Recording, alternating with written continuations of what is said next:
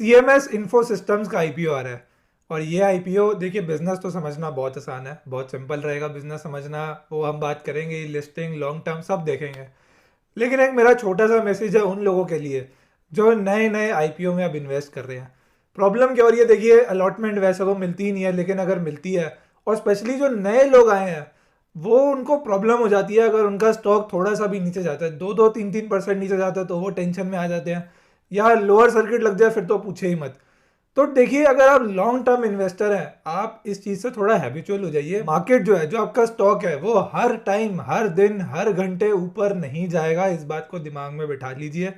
नीचे भी आएगा, लंबे लंबे करेक्शंस भी आ सकते हैं, फिर चलेगा। मार्केट का यही पैटर्न है, यही तरीका है। हर रोज अगर आप सोचो आपको गेन्स बस मिलते ही चले जाएं, वो नहीं होने वाला। तो आप लोगों के लिए मेरा मैसेज है, घबराया ना करें। फंडामेंटल एक दिन में नहीं बदलते। तो इसलिए किसी भी स्टॉक में अगर आप हो इन्वेस्टेड, तो आराम से तसल्ली से अपने माइंड में बिठा लीजिए कि मैं उसमें क्यों इन्वेस्टेड हूँ। अगर आपको रीज़न नहीं समझ में आता तो कोई उसमें इन्वेस्टेड रहने का फ़ायदा नहीं है। अदरवाइज मेरे हिसाब से आप थोड़ा सा काम रखिए। मार्केट जब चलेगी, जब आपका स्टॉक चलेगा, रिटर्न्स भी आएंगे। तो ये मेरा एक मैसेज था सबके लिए। बाकी वीडियो का एनालिसिस तो शुरू करते ही हैं। टेलीग्राम पे अभी तक ज्वाइन नहीं करा है फॉर लेटेस्ट अपडेट्स तो कर लीजिए। चैनल को सब्सक्राइब नहीं किया है तो चैनल को भी सब्सक्राइब जरूर कर ले। Hi everyone, this is Shubham Gupta and you are welcome to another episode at investor नीति।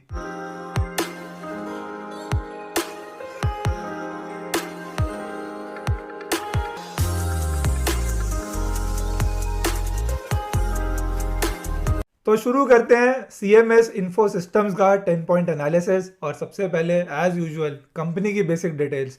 देखिए, इनकॉर्पोरेट हुई थी 2008 के अंदर। इंडिया की one of the largest cash management company है। बेसिकली नंबर ऑफ एटीएम्स के ऊपर और रिटेल के लिए जो पिकअप पॉइंट्स हैं उसके ऊपर। पॉइंट नंबर 2 पर चलते हैं। बिजनेस में देखिए क्या क्या आता है इनके। Basically installing, maintaining and managing assets and technology solutions for banks and financial institutions. अभी बेसिकली इसका मतलब क्या, देखिए अभी आप ना इसको एटीएम के हिसाब से देखो कि एटीएम लगाते हैं, ये एटीएम को मैनेज करते हैं, तो आपको इजीली समझ में आएगा कि इंस्टॉल करते हैं, मेंटेन करते हैं, एसेट्स मैनेज करते हैं, और भी बहुत सारी चीज़ें करते हैं, वो भी मैं बताऊंगा। लेकिन आपको एक बार क्लैरिटी हो जाए इसके लिए मैंने बोला।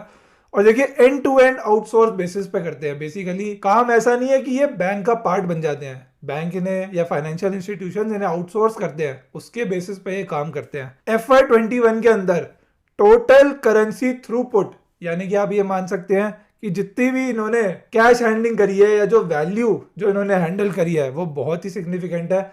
9.15 लाख करोड़ की इन्होंने वैल्यू होल्ड करी है। बेसिकली उतना कैश मैनेज करा, आप बोल सकते हो। पॉइंट नंबर 3 पर आते हैं और यहाँ पर आपको क्लैरिटी मिल जाएगी कि बेसिकली कौन कौन से काम में रहते हैं। देखिए सेगमेंट अगर हम इनका डिवाइड कर दें, सबसे पहला जो है वो है कैश मैनेजमेंट सर्विस, जिसके अंदर ये ATMs, cash pickup and delivery, verification वगैरह ये सब चीज़ें करते हैं।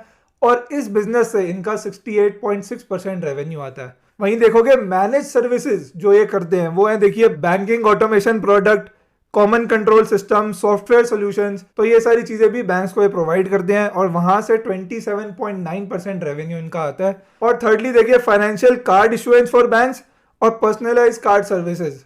आप समझ गए होंगे बेसिकली कि सारा का सारा इनका जो बिजनेस है वो किसके ऊपर डिपेंडेंट है। एटीएम, कैश वगैरह ये सब तो है ही, और उसी के रिलेटेड जो सर्विसेज होती हैं बैंक्स और फाइनेंशियल इंस्टीट्यूशन को जो चाहिए होती है वो ये प्रोवाइड करते हैं। कार्ड इशुएंस से इनका 3.5% रेवेन्यू आता है। तो आपको पूरा इनका रेवेन्यू का ब्रेकअप भी देखने को मिल गया। अभी चलते हैं पॉइंट नंबर 4 पर। 3,965 कैश वैन इनके पास हैं।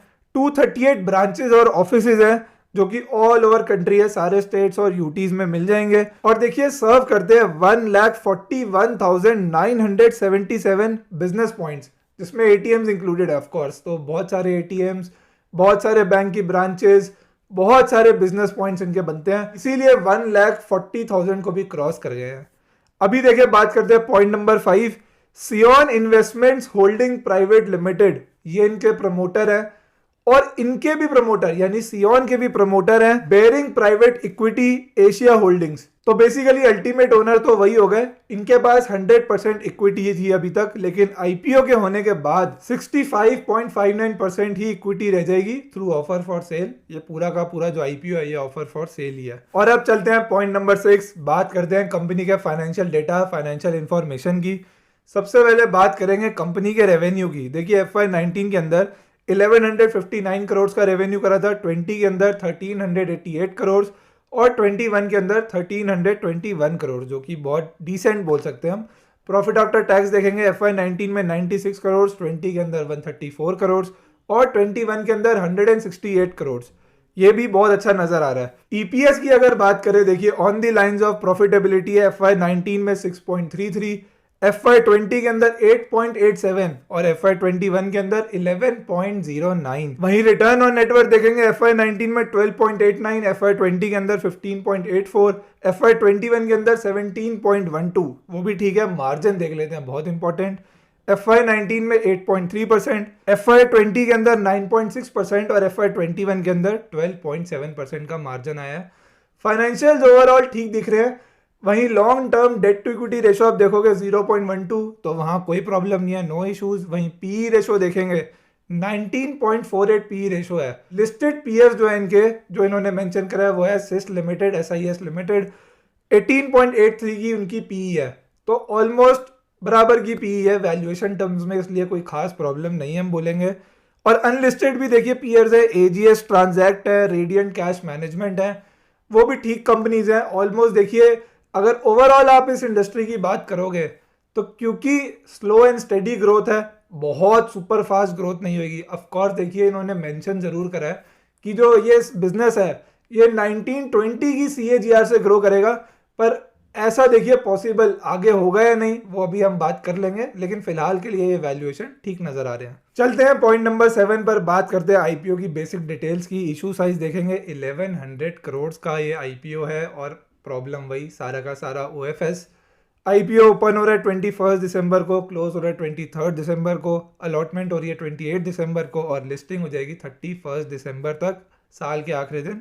हो सकता है किसी को थोड़ा बहुत प्रॉफिट जरूर मिल जाए। प्राइस बैंड की अगर बात करें 205 to 216, एक लॉट के अंदर 69 शेयर्स हैं, तो आपकी एक एप्लीकेशन 14,904 की पड़ेगी।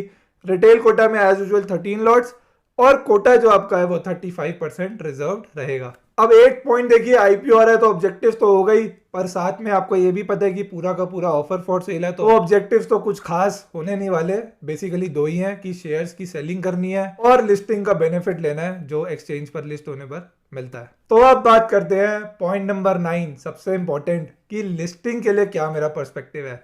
देखिए लिस्टिंग गेन्स मेरे हिसाब से तो बनने चाहिए, नंबर्स ऐसे हैं कंपनी के और जो प्रोजेक्शंस दे रहे हैं ये वो भी बहुत स्ट्रॉन्ग है, तो लिस्टिंग गेन्स रहेंगे, डिमांड भी आनी चाहिए, नो प्रॉब्लम। लगभग अभी हम जीएमपी देखिए आया नहीं है, पर जीएमपी अगर आप मान के चलेंगे रफली, जो मेरा मिनिमम अजम्पशन है, मिनिमम मतलब देखिए मार्केट थोड़ा ऊपर नीचे चल रही है, तो मिनिमम अजम्पशन मेरा ये बोलता है कि 20% to 40% की रेंज में तो आना ही चाहिए, और हो सकता है उससे ज़्यादा भी आए डिपेंडिंग अपॉन मार्केट कंडीशंस क्या रहती हैं और क्या इसकी पीछे की तरफ से डिमांड देखती है हमें एंकर इन्वेस्टर्स वगैरह की तरफ से, उससे भी फर्क पड़ता है। तो वो सब चीज़ें हमें पता लग जाएंगी, तो उससे भी हम जज कर पाएंगे। इसी के लिए बेस्ट सोल्यूशन डे 3 वहाँ टेलीग्राम पर मैं अपडेट कर ही देता हूँ कि मुझे क्या नज़र आ रहा है, तो उससे क्लैरिटी बन जाती है। तो फिलहाल के लिए ऑल्दो लिस्टिंग के लिए ऑन लग रहा है, पर डे 3 पर जाकर ही देखेंगे कि हमें क्या बेटर सिचुएशन नज़र आ रही है, उसके हिसाब से करेंगे। और अभी 10th पॉइंट की अगर बात करें लॉन्ग टर्म की, ये बहुत इंटरेस्टिंग रहने वाला है, ये सुनना बहुत ज़रूरी है। देखिए 10th पॉइंट के अंदर मैं लॉन्ग टर्म में जो आपको बता रहा हूँ, सबसे पहली चीज़ ये क्या कर रहे हैं, कैश मैनेजमेंट। क्या आपको ये लगता है कि कैश मैनेजमेंट ही फ्यूचर है, मतलब ये ऐसा बिजनेस है जो फ्यूचर में बहुत लंबा चलने वाला है?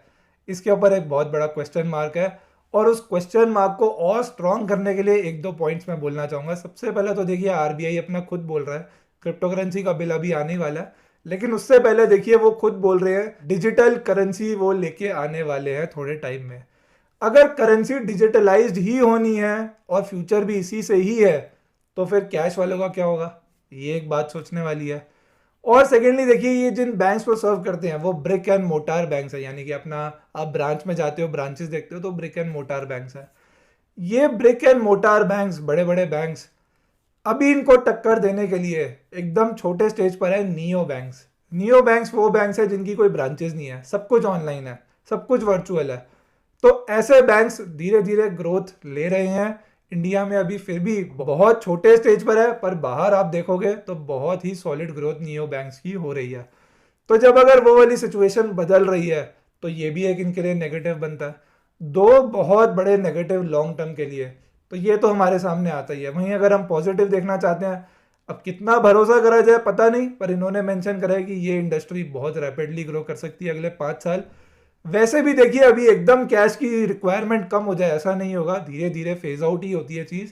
तो शायद 5 से 7 साल के लिए तो कोई इशू नहीं आएगा, लेकिन उसके बियॉन्ड जैसे जैसे नियो बैंक्स आरबीआई के टोकन की अडॉप्शन होगी, मुझे लगता है कि इसमें बहुत बड़ा चेंज आ सकता है। तो देखिए लॉन्ग टर्म के लिए मैं भले ही आपको 5 साल 10 साल 15 साल तक का भी व्यू दे सकता हूँ, पर असलियत में लॉन्ग टर्म वो है जो आप अगली जनरेशन तक को देके जा सको, वो शेयर होता है लॉन्ग टर्म। और इसमें मुझे वो कॉन्फिडेंस नहीं है। तो लॉन्ग टर्म के लिए भी देखिए यूजुअली मैं ऐसा करता नहीं हूँ कि मैं सेग्रीगेट करूँ, लेकिन अगर 5 से 7 साल का व्यू है, रिटर्न्स बनेंगे, इसमें कोई डाउट नहीं है, क्योंकि बिजनेस तो ग्रोइंग है ही, लेकिन बहुत जल्दी इसकी मैच्योरिटी स्टेज भी आ सकती है। तो अगर मैं 5 से 7 साल के लिए बेट लेता हूँ तब तो ठीक है, लेकिन अदरवाइज इसको मैंने होल्ड ही करके रखना है, बहुत लंबा लेके रखना है, तो फिर ये शेयर मेरे लिए नहीं है। यहाँ पर मैं क्लियर हूँ। तो देखिए ये था मेरा ओवरऑल एनालिसिस सीएमएस आईपीओ के रिलेटेड। होपफुली आपको एनालिसिस अच्छा लगा हो तो वीडियो को लाइक, चैनल को सब्सक्राइब जरूर कर दें। Until we meet in another video, bye bye.